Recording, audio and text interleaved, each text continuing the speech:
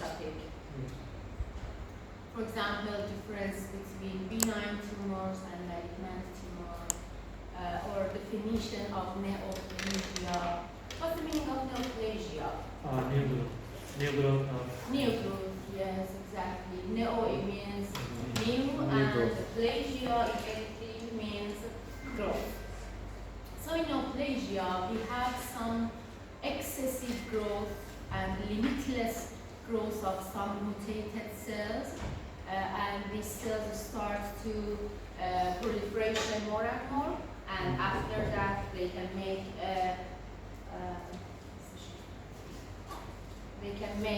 a mass-like area, a mass-like lesion, and after that this mass can invade to the surrounding tissue, and then they can start metastasis and start to spread through the body. Okay. Now, what's the difference between benign and malignant tumors? The characteristic of the malignant tumor is that it invades the other cells and also the metastasis. The benign tumor is not responsible. Exactly.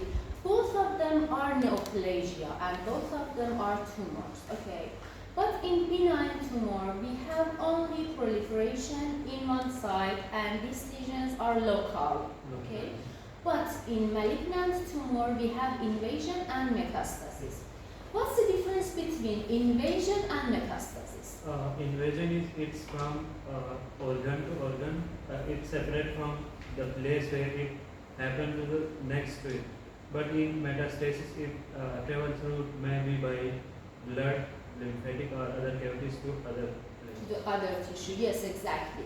Invasion means extent of tumor to the surrounding tissue, okay? For example, in kidney, in a tumor of kidney, sometimes we have invasion to the adrenal gland, and adrenal gland is just up to the kidney, okay? So this is invasion. But sometimes in kidney tumor, we have metastasis in bone, or metastasis to the brain, okay? So metastasis happen by spreading through the blood and lymphatic vessel to the other part of the body. Okay, how you can name the benign and malignant tumor? About nomenclature and naming. Benign tumors are oma. Exactly, excellent. The malignant ones are carcinoma. Sarcoma and carcinoma. Okay. What's the difference between carcinoma and when you use carcinoma, when you use sarcoma? I think carcinoma is in the epithelium. Exactly. Exactly. When the original cell is an epithelial cells, we use carcinoma. For example, adenocarcinoma. Okay, adenocarcinoma means a malignant epithelial tumor which can make adenoid structure or gland-like structure, yes? Or sometimes we use a squamous cell carcinoma. It means a malignant epithelial tumor with a squamous cell origins.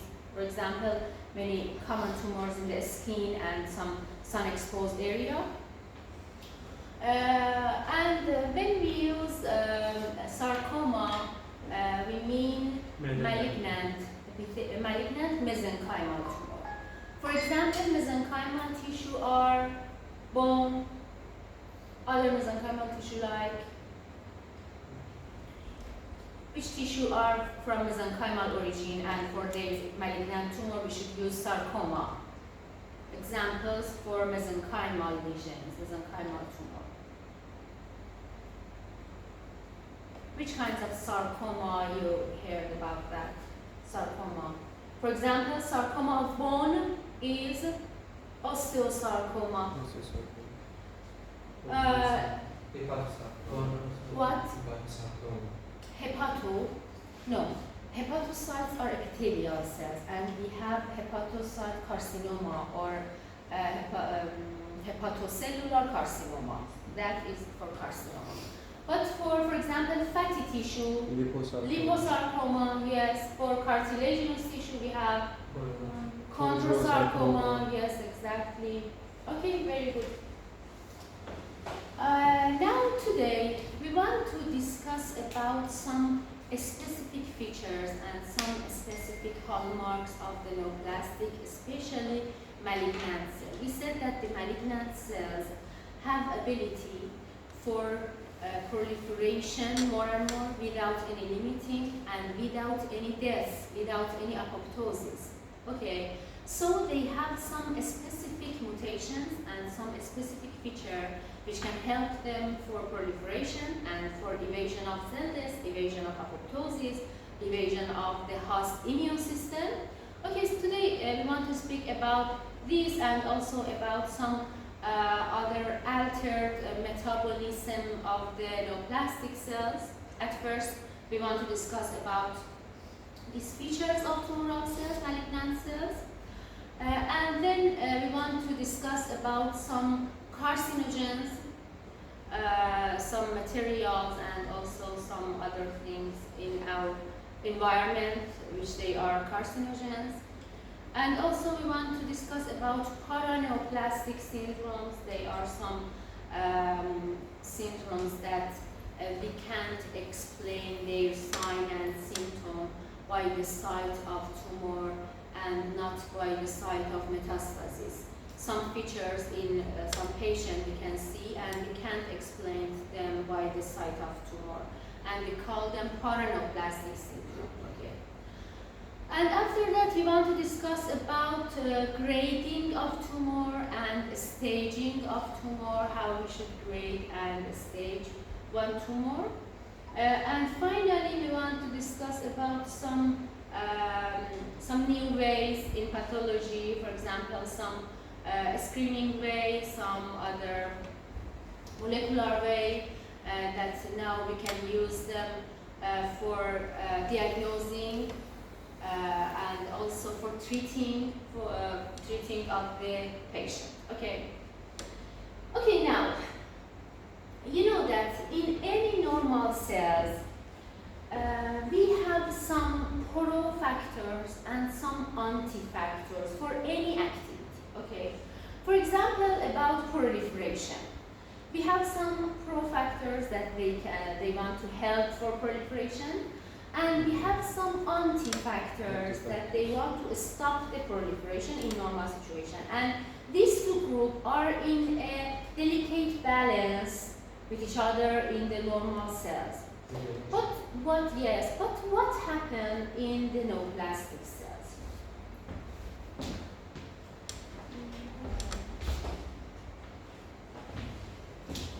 Okay, now, for example, this is a part of a chromosome like this, okay? And in normal situation, we have some area for proliferation. We call this area proto-oncogenes, yes. Proto-oncogenes area. And also we have some other genes, we call them tumor suppressor area. Yes. Tumor suppressor genes or tumor suppressor area. Okay. We said that these genes start to make some proteins and some factors, some molecules, and they can activate in one situation. For example, when we need proliferation of a tissue, this area start to make some pro-factors, and after that, when we need stopping the proliferation, this area makes some proteins and some factors for stopping this process in normal situation. But in the neoplastic cells and in the malignant cells, we have some activatory mutation here. Okay, we have some activatory mutation here and some inhibitory mutation here. So in the neoplastic cells, in malignant cells, we have inhibition of tumor suppressor genes. So we have no more tumor suppressor genes, tumor suppressor proteins, and we have activation of these genes.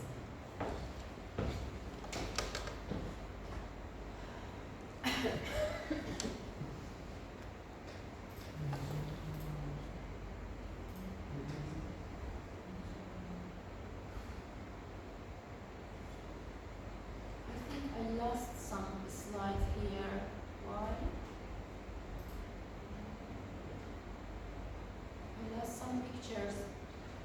You can close the file Close. and press don't Don't save, save. and then open it again, and you should get them back. Yeah, Like don't this? save. Don't say.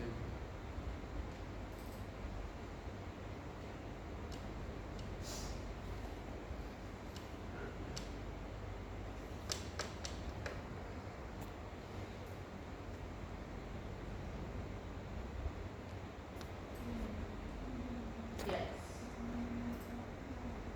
Yes, thank you. Okay. One of the most important feature of the malignant cell is evasion of cell death. The capability for evade from cell death.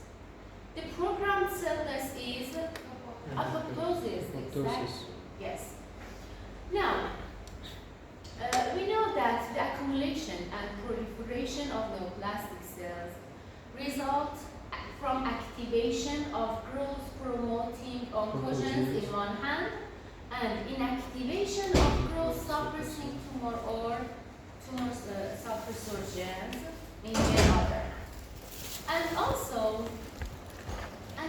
we have mutations in some genes that they are important for regulation of the apoptosis. And as you said, apoptosis is programmed cell death. So mutation, activator mutation in growth-promoting oncogenes and also inactivation of the tumor suppressor genes and also some other mutations in the apoptosis.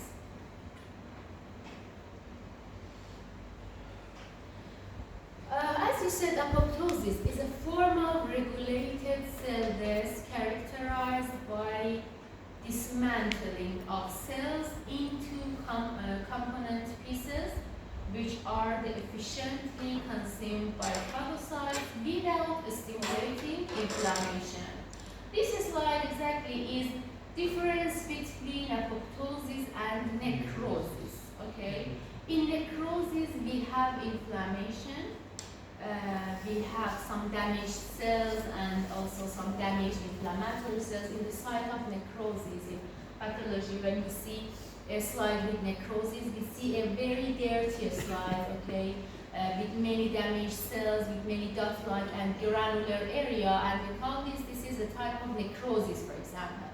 But in normal situation, we have no necrosis, and the cells, for dying, have other way that we call that apoptosis. This is very programmed, and by this process and by this program, they finally become some smaller piece, and finally they consumed by the phagocytes without any inflammation. Okay, you know about apoptosis that we have extrinsic and intrinsic pathway for apoptosis. What's important here, you know that both pathways finally result in activation of some proteolytic cascade of some enzymes. We have activation of some enzymes that they can finally destroy the cells, both extrinsic and intrinsic pathway. Okay, you know that briefly, the intrinsic pathway, or the other name is mitochondrial pathway, initiated by some perturbations such as loss of growth factors and also DNA damage by anything, for example, by ROS or sometime by, for example, UV rays. When we have DNA damage by anything, and also when we have loss of growth factor in any situation, after that we have the intrinsic pathway for apoptosis. But extrinsic pathway initiated by another receptor and another factor that we call them FAS. Yes, exactly. FAS ligand and FAS receptor is for extrinsic pathway. What is important in this slide? This sentence. Evasion of cell death by cancers involve acquired abnormality which interfere with Intrinsic. intrinsic, yes, not extrinsic pathway. So we should know more about the intrinsic or mitochondrial pathway because the tumoral cells and evasion of this by the cancers and tumoral cells involve this pathway. Okay, as I said before, the intrinsic stress that can initiate the apoptosis are these. For example, DNA damage, some metabolic disturbance like loss of, for example, growth factor or sometimes loss of nutrient, and also hypoxia. Hypoxia, for example, ischemia in any tissue and decrease in the blood flow to any area, that tissue, the cells start to apoptosis. Now a little about intrinsic pathway. As you know, activation of this pathway finally leads to permeabilization of mitochondrial outer membrane. And after that we have release of some molecules and some enzyme from the mitochondria like cytochrome C. And after that we have apoptosis. The integrity of mitochondrial outer membrane is determined by delicate balancing act. As I said before, we have some pro-apoptotic factors and some anti-apoptotic factors, yes. And they are in a delicate balance in the normal situation.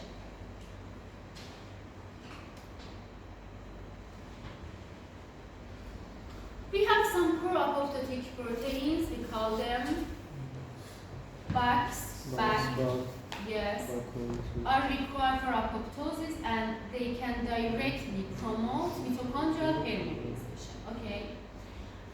But their action is inhibited by some other anti-apoptotic members. We call them BCL2 and BCL-XL. And also we have the other group of proteins. We call them BH3 domain only or BH3 proteins. They include BAD, BEAD, and PUMA. These proteins can shift the balance between pro-apoptotic and anti-apoptotic family member by enhancing the activity of BAC and BACs. So they help to the apoptosis. So we can say that they are pro-apoptotic factors. Yes.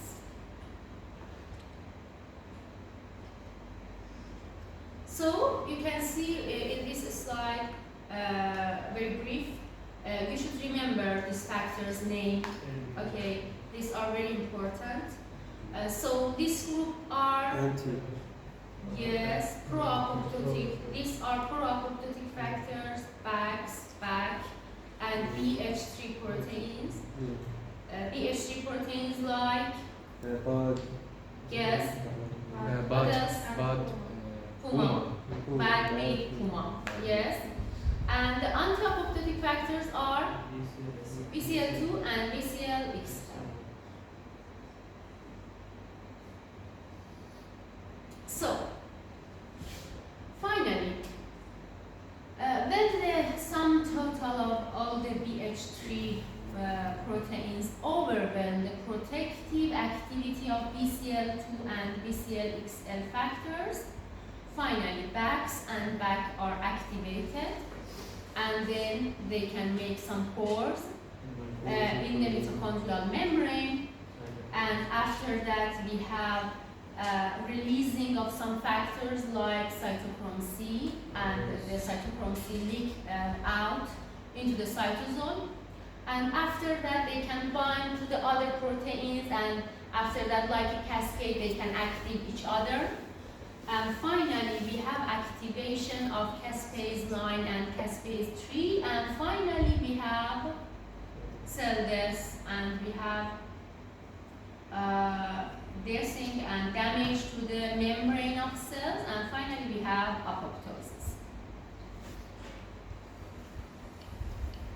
Okay, this slide is very important. In this area you have normal apoptosis, and in this side you can see the mutations and some other damage which they can start the cell survival without apoptosis in neoplastic cells.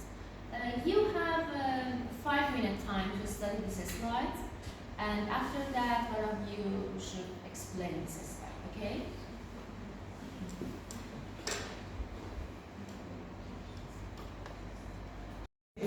This is for normal cell and the apoptosis in normal situation without mutation in the P53 and also without mutations in the anti-apoptosis.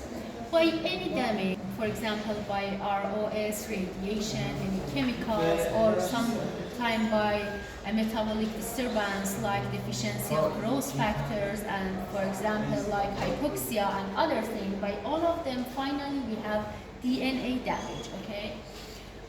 By DNA damage we have activation of P53. P53 normal situation act as a tumor suppressors and can start the process of apoptosis.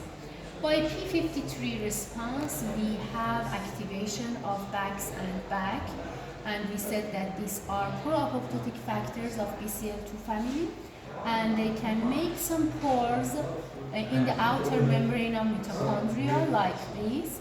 And after that, we have leak out and releasing of some other factors like cytochrome C, and they can bind to the other factors, and step by step, we have activation of some enzymes like caspase 9, caspase 3, and finally by this enzyme we have apoptosis, okay? Okay.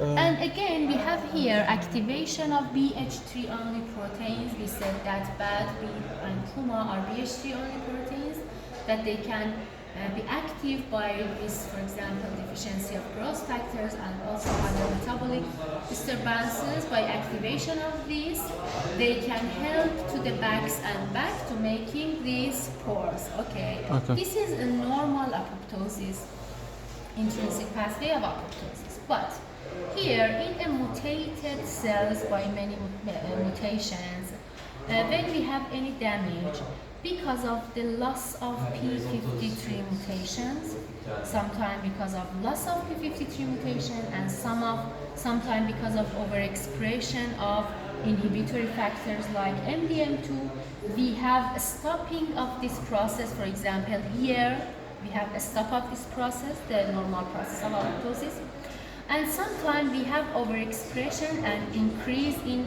the anti-apoptotic factor, as I said before, because of some translocations, for example, or some mutations. We have a stopping in this process here because we have many anti-apoptotic factors and we have fewer BAX and BAC.